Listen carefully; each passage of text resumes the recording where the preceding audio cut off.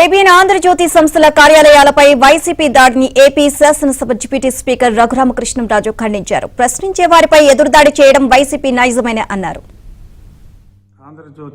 నిజాన్ని నిర్భయంగా తప్పును తప్పుగా చూపెట్టే ఆంధ్రజ్యోతి రాధాకృష్ణ గారి ఆఫీస్ మీద ఈరోజు యువజన శ్రామిక రైతు కాంగ్రెస్ పార్టీ నేతలు వందల సంఖ్యలో దాడి చేయటం అది వారి కుసంస్కారాన్ని తెలియచేస్తుంది.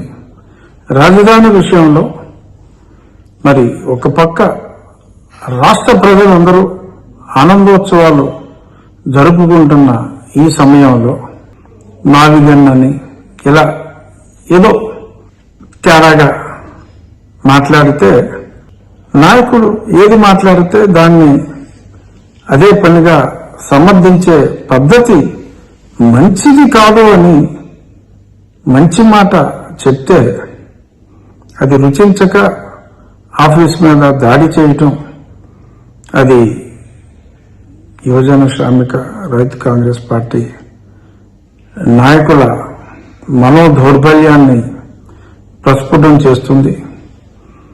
రాజకీయాల్లో ప్రజాస్వామ్యంలో నిరసన అభ్యంతరం ఉంటే తెలియజేసే పద్ధతి ఇది కాదు అని చెప్పి మరి రాజకీయ నాయకులందరికీ తెలియచేస్తూ ఈ దాడిని ఖండిస్తూ నా తీవ్ర నిరసన వ్యక్తం చేస్తున్నా.